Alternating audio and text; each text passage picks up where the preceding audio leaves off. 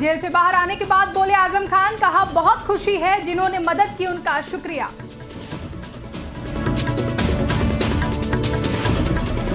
आजम खान की जेल से रिहाई पर सामने आया अखिलेश यादव का बयान, कहा हमें न्याय मिला है, हम सभी के लिए खुशी का दिन।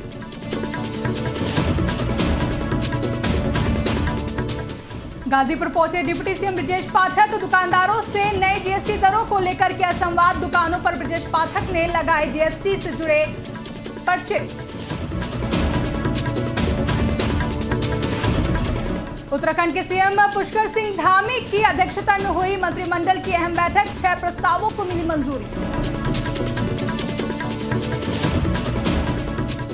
कोलकाता में बारिश ने तोड़ा 40 साल का रिकॉर्ड। बारिश के कारण कलकत्ता विश्वविद्यालय ने स्थगित करी परीक्षाएं, पूरा शहर अस्त व्यस्त।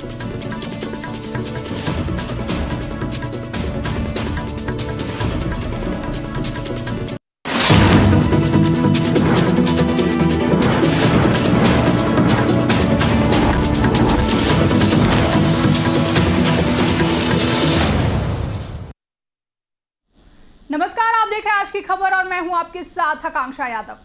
पिछले 23 महीने से सीतापुर जेल में तमाम मामलों में सजा काट रहे सपा के कद्दावर नेता आजम खान आखिरकार जमानत पर जेल से बाहर आ चुके हैं और आजम की रिहाई पर जमकर सियासत भी देखने को मिल रही है। इधर आजम रिहा हुए, उधर अखिलेश खुशी जताने लगे। ये वही अखिलेश हैं जो 23 महीने से जेल में बंद आजम की एक बार भी खबर लेने के लिए नहीं पहुंचे। फिलहाल अब क्या है अखिलेश यादव का सियासी खेल, देखिए ये खास रिपोर्ट। जेल से बाहर आए सपा के आजम अब करेंगे हाथी की सवारी। अखिलेश से पूरी तरह बिगड़ गई बात, सपा खेमे में मची खलबली। सपाइयों को जिस बात का था डर, आखिरकार वही हुआ। जेल से निकलकर सीधे रामपुर के लिए निकले आजम खान, हैरान रह गए अखिलेश शिवपाल। सपा के मुस्लिम फैक्टर के सिरमौर माने जाने वाले आजम खान आखिरकार लंबे इंतजार के बाद जेल से बाहर आ गए। सीतापुर से बाहर निकलते वक्त उनके समर्थकों का हुजूम देखने को मिला। सड़कें छावनी में तब्दील हो गई। मंगलवार को कुछ देर की कानूनी अड़चनों के बाद जब आजम खान जेल से बाहर निकले तो सियासी गलियारों में अपने अपने मुताबिक कयासों का बाजार गर्म हो गया। आजम के करीबियों से लेकर राजनीतिक पंडितों की तरफ से ये बातें शुरू हो गई कि आजम खान अब अपनी सियासी सवारी बदल सकते हैं।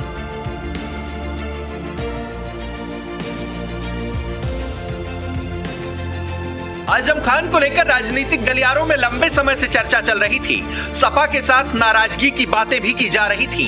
ये माना जा रहा था कि कानूनी मुसीबतों में लगातार फंसे आजम से जिस तरह से सपा के शीर्ष नेतृत्व ने दूरी बनाई, उसे लेकर आजम परिवार और सपा का रिश्ता टूट सकता है। वहीं अब आजम खान पूरे 23 महीने बाद जेल से बाहर आ चुके हैं।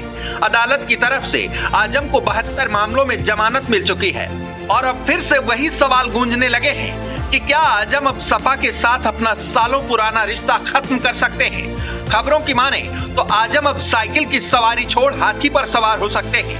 हालांकि उनके करीबी इस बात से लगातार इनकार कर रहे हैं कि आजम परिवार की मुलाकात किसी दूसरे दल के नेता के साथ हुई है, लेकिन ये भी बात लगातार सामने आती रही है कि आजम फैमिली से दिल्ली में बसपा सुप्रीमो मायावती की मुलाकात हुई है।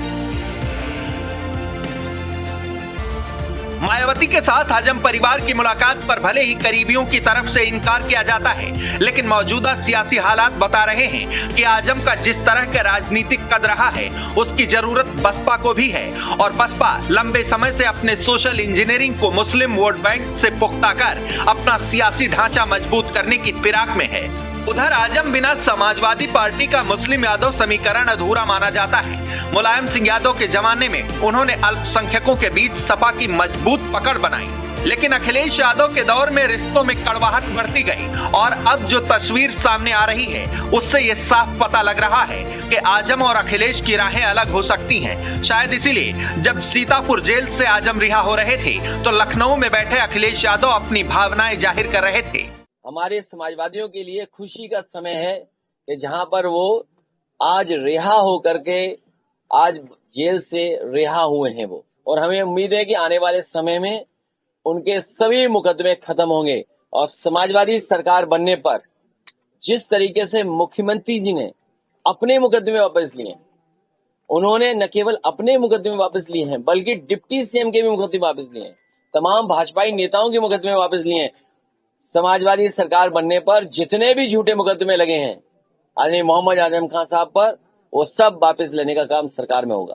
आजम खान को गलत झूठे केसों में सरकार ने फंसाया, लेकिन कोर्ट ने उन्हें जमानत और केसों में राहत दी है। इसके लिए हम कोर्ट का स्वागत करते हैं, सुप्रीम कोर्ट का स्वागत करते हैं, हाई कोर्ट का स्वागत करते हैं। और उनको पूरा झूठे केसों में सैकड़ों केस लगाए थे। निश्चित देखिए, वैसे तो समाजवादी पार्टी पूरी उनकी मदद कर रही है और करेगी। राजनीतिक गलियारों में चर्चाएं है कि वो बसपा का दामन भी थाम सकते हैं चंद्रशेखर आजाद ये के सब साथ। झूठी खबरें हैं। समाजवादी पार्टी पूरी तरह से उनकी मदद कर रही है। मंगलवार को आजम खान को रिहा कराने के लिए आजम के बेटे सीतापुर जेल पहुंच गए। इस दौरान रिहाई में कुछ देर की अड़चनें आईं। दरअसल रिहाई से पहले रामपुर से आजम का 3-3 हजार का जमानत शुल्क जमा किया गया था, जिसकी तस्दीक की जानी थी। इसके लिए मजिस्ट्रेट एसडीएम न्यायिक अभिनव यादव के साथ सीओ अमन सिंह ने जेल पहुंचकर तस्दीक की और आजम आजाद हो गए। अब सपा के आजम जेल से बाहर तो आ गए हैं, लेकिन सवाल है कि क्या सपा को जो डर सता रहा है वो आने वाले दिनों में वही होने वाला है? क्या आजम के स्वागत के लिए बसपा तैयार बैठी है या फिर सपा आजम को मनाने में कामयाब हो जाएगी? आजम खान लंबे समय से मुस्लिम वोट बैंक को साधते आए हैं। यही कारण है कि आजम के नाराज होने का डर अखिलेश यादव को भी हमेशा सताता रहा। 2024 के लोकसभा चुनाव में भी अल्पसंख्यक उम्मीदवारों को टिकट देने को लेकर सपा पर सवाल उठे थे, लेकिन अब जबकि आजम खान बीएसपी का रुख करते दिख रहे हैं, तो इसका सीधा असर अखिलेश यादव की पीडीए पॉलिटिक्स पर पड़ेगा। यानी पिछड़े, दलित और अल्पसंख्यक गठजोड़ का फॉर्मूला अब कमजोर हो सकता है, क्योंकि मुस्लिमों के सामने आजम खान बड़ा विकल्प बन सकते हैं और बसपा इस कॉम्बिनेशन से यूपी में बड़ा दांव खेल सकती है। देखना दिलचस्प रहेगा कि आजम खान नए सियासी ठिकाने का ऐलान कर सपा को बड़ा झटका देंगे या फिर शीर्ष नेतृत्व उन्हें मनाने में कामयाब होगा।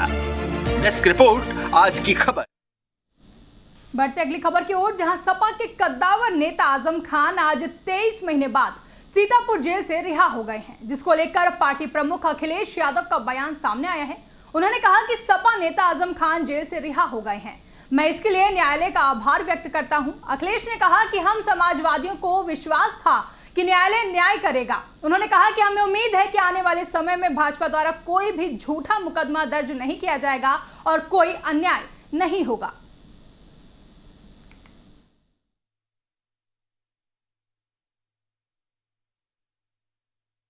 एक महीना और 1 महीने पहले जब तय किया था कि नवरात्र में इस तारीख को यहाँ पर उद्घाटन होगा, और आज ही हम लोग देख रहे हैं कि समाजवादी पार्टी के नेता आदरणीय आजम खान साहब, उनकी भी रिहाई हो चुकी है।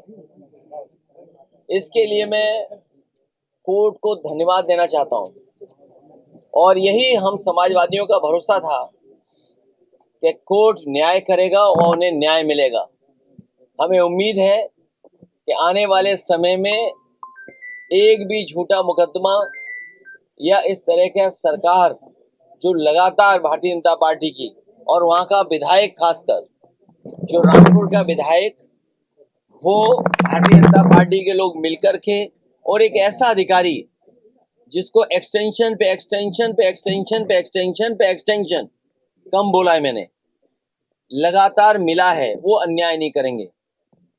हमारे समाजवादियों के लिए खुशी का समय है कि जहां पर वो आज रिहा हो करके आज जेल से रिहा हुए हैं। वो आजम खान की रिहाई को लेकर ऑल इंडिया मुस्लिम जमात के राष्ट्रीय अध्यक्ष मौलाना मुफ्ती शहाबुद्दीन रजवी बरेलवी का बयान सामने आया है। उन्होंने कहा कि आजम खान महीनों से सीतापुर जेल में बंद थे, मगर आज खुशी की बात यह है कि हाई कोर्ट के आदेश पर आज वो रिहा हो गए हैं।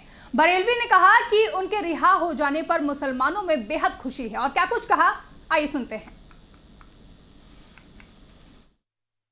आज हमें बेहद खुशी हो रही है कि आजम खान साहब 13 महीने के बाद जेल से रिहा हो रहे हैं, मगर वहीं सबसे बड़े दुख की और अफसोस की बात यह है कि जिस समाजवादी पार्टी को उन्होंने खून पसीने से सींचा, मास्टर मुलायम सिंह को मुल्ला मुलायम सिंह बनाया, उनके फर्जंद अखिलेश यादव को टीपू से सुल्तान बनाया, उस शख्सियत का साथ अखिलेश यादव ने छोड़ दिया। मैं आजम खान साहब को मशवरा देना चाहता हूं, एक राजनीतिक पार्टी का ऐलान करें। उत्तर प्रदेश का मुसलमान आजम खान के पीछे नजर आएगा। इससे खुद अखिलेश यादव को अपनी हैसियत का अंदाजा हो जाए।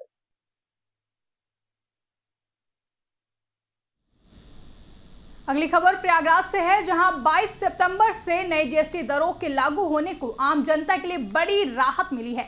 तो वहीं कांग्रेस ने नई जीएसटी दरों के लागू होने पर विरोध करते हुए भाजपा को जमकर निशाना साधा है और आड़े हाथों लिया है। उन्होंने कहा कि प्रधानमंत्री मोदी जनता को अपने संबोधन में जितनी उन्हें उम्मीदें उन्होंने दी थी उतना गुमराह नहीं कर पाए हैं। भाजपा आम आदमी की जेब से 50 लाख करोड़ रुपए से भी ज्यादा पैसा निकाल रही है। जनता आपका ये दाव समझ चुकी है।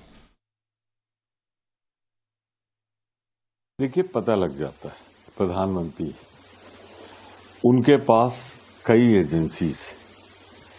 मैं मानता हूं राष्ट्र के नाम उनके संबोधन में जैसा उनको उम्मीद थी वो जनता को उतना गुमराह नहीं कर पाए। बड़ा पुराना दांव था उनका, पहले बढ़ा दो, कफन पे टैक्स लगा दो और फिर उसको थोड़ा सा कम कर दो। क्योंकि जनता देख नहीं रही, जनता समझ गई है कि आपने दुगना बढ़ाया, आधा कम किया, अभी भी बढ़ा हुआ है। फिर आग्रह है प्रधानमंत्री जी, इसे कम करिए, ये 18% ज्यादा है। जहां नवरात्र में आदिशक्ति माता विंध्यवासिनी के 9 रूपों की आराधना की जाती है। इन 9 दिन देवी के अलग अलग रूपों की पूजा की जाती है। ये 9 रूप अलग अलग सिद्धियां देते हैं। इसमें माता के महागौरी से लेकर काल रात्रि जैसे 9 रूप हैं। ये 9 रूप माता के 10 महाविद्या वाले रूपों में से अलग हैं। ऐसा माना जाता है कि विंध्य और मां गंगा के तट पर विराजमान मां विंध्यवासिनी ब्रह्मचारिणी के रूप में सभी भक्तों का कष्ट दूर करती हैं।